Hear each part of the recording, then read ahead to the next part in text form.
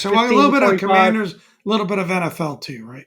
There you go. So, Yeah, a little yeah. bit of a mix. A little bit of a mix. So, guys, if you're new here, buy or sell, you know what it is. Read off a comment, buy it, sell it. If you are watching this on Thursday, the Thursday clip, guys, don't forget about the giveaway. I'm not going to go through all of it again. Go back to the Monday episode if you want to hear about it, but also hit the pinned comment. All the details will be down there. Hit that subscribe button. Jaden Daniels jersey giveaway. Don't miss it. Yes, sir. 500 subs. Without further ado, Pop, there is a quarterback competition between Marcus Mariota or Jaden Daniels. Do you buy or sell the fact that it's actually a competition? Sell. Yeah, easy sell, right? Yeah, I mean it's I don't know, I'm borderline irritated that they just don't like you and I talked about this quite a bit in one of our phone conversations about this team that we have many of. I guess the only justification I understand is that Dan Quinn not wanting to put more pressure on Jaden Daniels that already exists, but it's so obvious he's the starter. I'm just not understanding the reluctance to just name him already the starter. So definitely selling any chance of Marcus Mariota being the starter. It's all Yeah, JD. I'm with you on that. It's a full sell. I think I personally don't disagree with the way this whole thing has been happening. I know Pop's not a huge fan of it. I think it's fine. I really don't put that much stake into it. But I will go ahead and sell the fact that there's any sort of competition. I think I maintain if we see number 0 on the program, number 1 in your hearts, if we see him take a snap in a meaningful moment of football this year, something has gone incredibly wrong. Yeah. Well, I mean, I So guess, I'm not thinking too maybe I much could about it. talk myself into it a little bit. Like, I do like the fact that the rest of the roster, Dan Quinn is setting a tone of competition. He doesn't want to name his starters.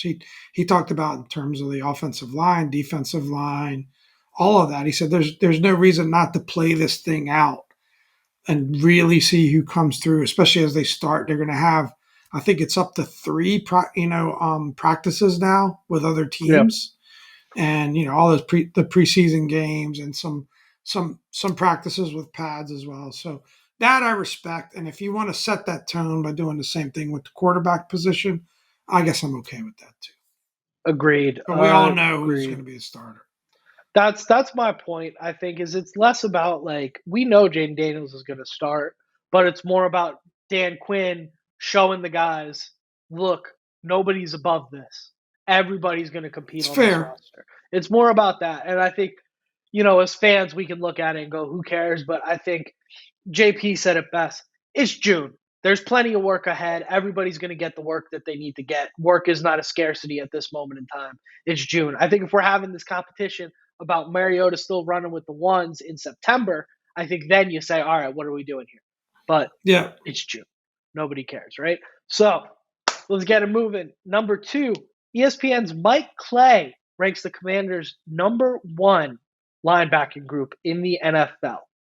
Of course, that group now consists of Bobby Wagner, Frankie Louvu, Jamin Davis, Mykal Walker, and Jordan McGee. And he's got us notably ahead of, just about everybody by default there, but of course ahead of the 49ers with Fred Warner, Dre Greenlaw, and Devondre Campbell. What do you think there, Pop? What do you make of this? I'm selling that personally. I'm not ready to go there yet. What do you got? I'm going to buy it. I'm going to buy it with a little bit of an asterisk. And the fact that maybe not so much that number 1 ranking, which I think is a Yeah. bit of a stretch, but the fact that how high he is on the linebacker group, I'm extremely high on that group as well. I just think both from a chemistry perspective, with Bobby Wagner playing that London Fetcher type role, and then some young talent, and a guy like Jamin Davis, who we're here, is doing more and more pass rush. Seems like he's going to be almost more of a pass rush specialist than anything else. I think I'm buying it from that perspective. Are they number 1?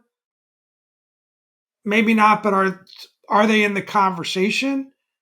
I'm cool with that. Yeah. Why wouldn't that be? I don't think they're in the conversation personally, not yet. I'm selling. I Why are you think gonna San hate? Fran. I think because Just Sanford I'm has kidding. two of the five best linebackers Yeah, in the league. you I have to give mean, them the nod, yeah, you right? got to say Fred Warner is the best in the league, and Dre Greenlaw in terms of playing the role that Dre Greenlaw needs to play within that defense is as good as you can ask for. So I've got them for sure at number one, and I think I would put us kind of around the like. I think the Jets have a great group as well. I would probably say we're somewhere in that like New Orleans Saints, Chicago Bears, Cleveland Browns, somewhere kind of in that grouping. So I'd say maybe towards the bottom of the top five for me, That's still pretty um, damn good.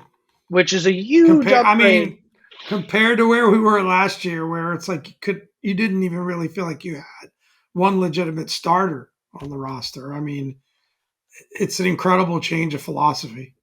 What's Cody Barton up to these days? What's David Mayo getting What about into? Mayo? David Mayo, that's Yeah, the how do you one. think That was your How do you think man. David Mayo's golf game is going to look by the end of October? I think he'll be a scratch golfer Well, by he got some nice October. paychecks from Yeah, our boy. plenty of time. We'll have plenty of time on his hands. Anyways, Commanders running back group. Wow, breaking news! They've signed a new guy named Brian Robertson per the outline here. Oh, come on now. Are you Come buying or on selling now. the Commanders running back group as a whole? Brian Robinson, Austin Eckler, and Chris Rodriguez. Put me down as a buy. I'm buying. Yeah, I really like what we're hearing about this group, Yeah, and I think there was talk this week about how Robinson and Eckler are just so complementary of one another, right? One is a really physical runner who yeah, has proven, much to your credit, you called it last off season. I was doubting Thomas there around, has shown the ability to catch the ball out of the backfield. But then you got an Austin Eckler who's known more for his speed and dynamic and big playability, a little bit more of a pass catcher. But he's proven he can run the ball too and get between the tackles, right? He's been the feature back in San Diego for quite a few years now, right? And yeah. doing both, running and catching. So, and so it's great. And then you got Chris Rodriguez, who's also shown talent, probably a little bit more on the Brian Robinson side of that equation. But I think he's another guy that's going to push these guys. And if we had to play Chris Rodriguez, I wouldn't be too upset about it. I think we saw enough from him. So absolutely buying this running back group. And I think we've talked about what Jaden Daniels needs to be successful, what he needs from his teammates. This running back group, and their ability to contribute both on the ground and in the air, I think is going to be absolutely key to whether Jaden has a great year or not. So a little insight here that I want to add to this running back group discussion. Luke McCaffrey. Luke McCaffrey was primarily a running back in college, was made the switch over to wide receiver. Obviously, Anthony Lynn Was a has that quarterback. has that relationship with. I think he took snaps at running back as well. Okay. But you said Has primarily a running back. I think I could be wrong, but I've already been wrong once today. But he definitely played running back in college at some All point. right, but anyway, keep going. Roll with your point. My bad. Rushed for over 1,000 yards in every college football season he played. Um, just so we played both in Nebraska and Rice. When he transferred to Rice, he switched over to wide receiver, I believe. Anyways, we'll keep it moving. Luke is somebody to watch here because he has been taking snaps in the backfield as a running back, and I think here's something cool. You come out in a two-back set with Eckler and McCaffrey in the backfield. They can go anywhere. You can move Eckler out to the slot. You can move McCaffrey out wide. They can go just about anywhere in that situation. So I think that's really, really intriguing. Or you can keep both in the backfield and run the ball. So that's something to look out for there in terms of what the running back group can do. Pop, you ready to move on? I think it's a good call, Luke McCaffrey. I did not see that nugget that they've put him in as a running back. I'm questioning how much running back he actually played in college. I think some of those rushing yards might have come at quarterback, or maybe they were getting him a little bit involved at a receiver. But I think it was more running from a quarterback position than actual running back position. I hadn't heard that before. Maybe you're right. Let us know in the comments. But the fact that he's taken some snaps at running back for the Commanders shows that versatility, Swiss Army knife approach for him. So that could be an interesting development. Maybe a couple carries a game or something like that. I mean, it fits in the Curtis Samuel replacement role, which we've talked about before, right?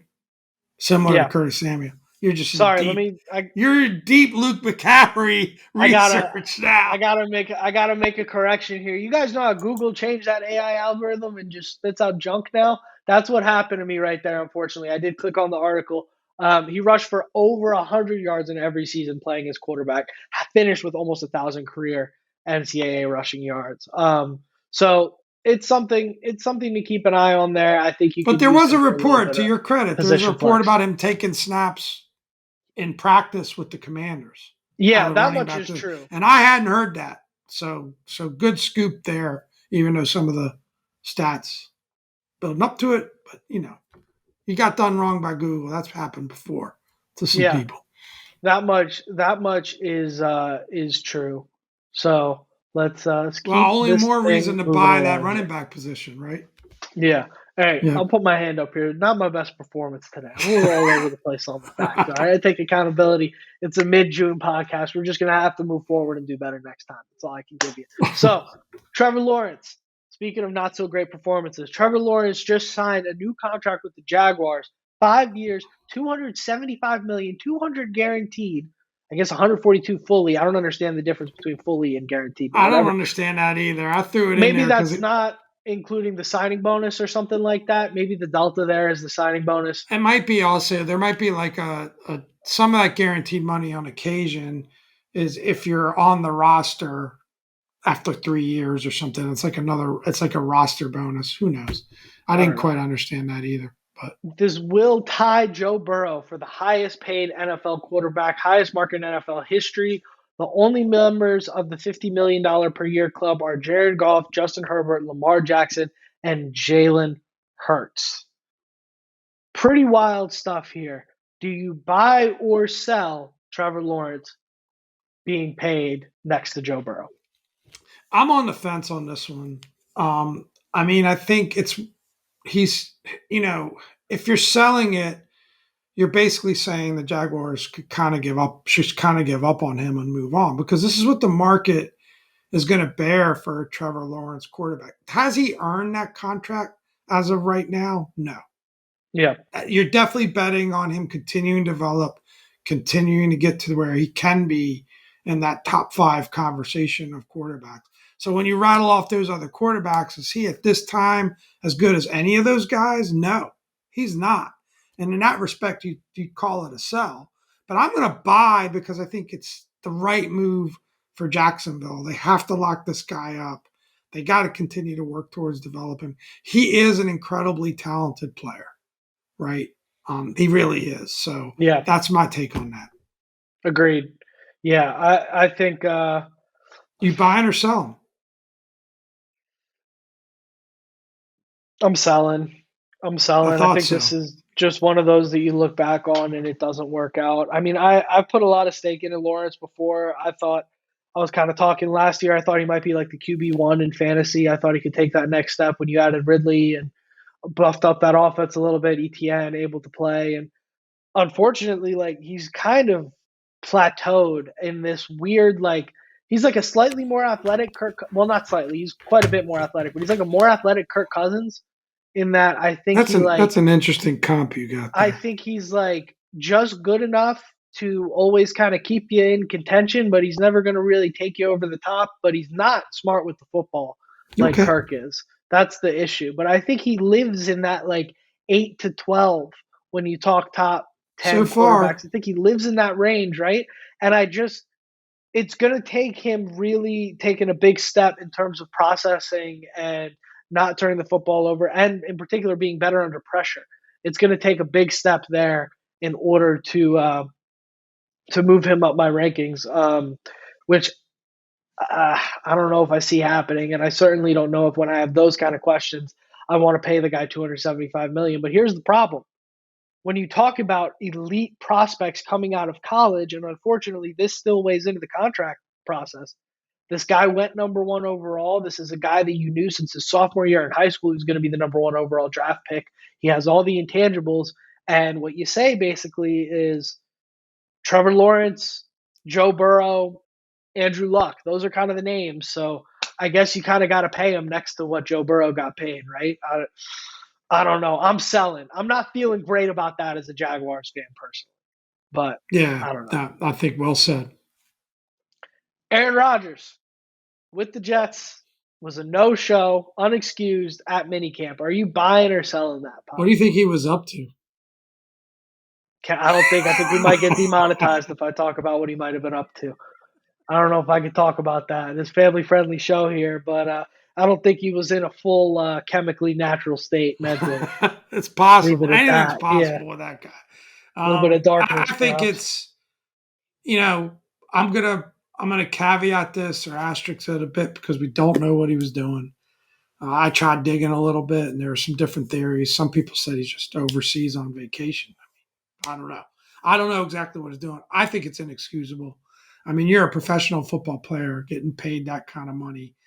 You were out injured to miss a mandatory mini camp when that should be on your calendar. You've got, I mean, now like the Commanders have 6 weeks off, 5, 6 weeks off. You can do whatever you want. And those Yeah, 5 or 6 weeks off, and nobody's going to question you.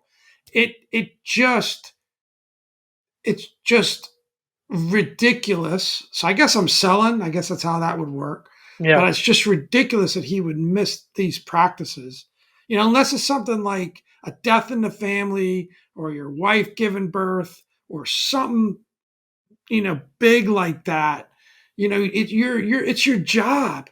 Like I'm going to choose like I don't know. Like I said, I don't know what it's about, but it just doesn't bode well for how things are going to go. And I'm definitely selling just in general on how the season's going to go with for Aaron Rodgers and the Jets. I just am not optimistic at all. I'm He just selling he just turned as 40. well. He's the oldest player in the NFL You know who's the real victim here?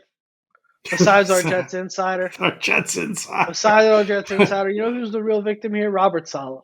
I feel real bad for that guy because you Yeah, want to talk about a tough really spot. talented young man, a fantastic coach, somebody that had the world in the palm of his hands coming out of San Francisco and going over and taking over that job at the Jets. And he has done everything he possibly can. And he got screwed with Zach Wilson. And now ownership takes over, makes the Aaron Rodgers thing happen. And he is just caught in the middle of this.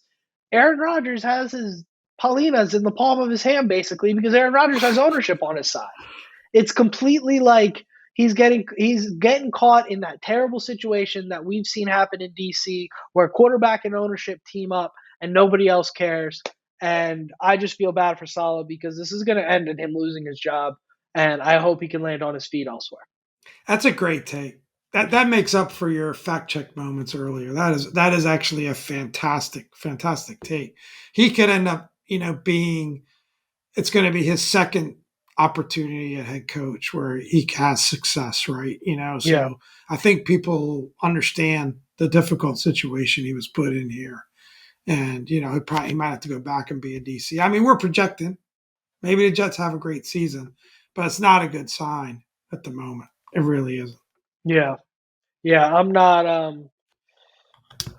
optimistic. I think Salah's on the market this time next year because I think if Rodgers comes back and the Jets win 9 games and Rodgers says, I want to play again next year, I think they're going to clean house and go get Rodgers whoever he wants. Well, I mean, if you remember, right, we were in the Aaron Rodgers discussion, I think, in terms of whether we should do it. I don't know that he was ever actually seriously considering coming here. No And intent I on was coming here at I all. was strongly against it, and it's just in general. It's not Aaron Rodgers as a talent. He's always been up until recently my top three, right? Um, but it's just he's a 40-year-old quarterback, and for the Jets and for a team like the Commanders, it's just the wrong approach. Yeah, If you're a team that's been playing, a really good team, maybe someone like the Steelers, or I can't think of any really good examples that's been a competitive team, or like the Vikings who just lost Kirk Cousins and want to plug somebody in and make a deep run in the playoffs, okay, because you're a team, an organization that's had success year after year after Yeah. year. The Jets aren't that. The Commanders aren't that. You need to build, and I understand it's frustrating. You take those swings with those young quarterbacks, those top picks, and they don't work out. But you got to keep swinging. Got to Yeah. keep swinging. That's why we got Sammy Hartman on the roster. We just keep taking Imagine those swings.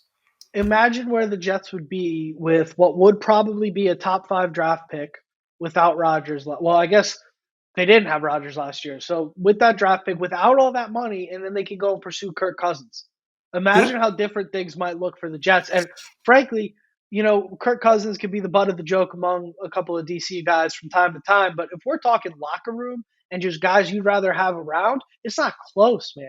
It's not close. Rodgers has this sick need to just have everybody's attention. I mean, the whole stunt he pulled with the Achilles last year, there was no chance that guy was ever going to play. There he's a was weird no dude. chance.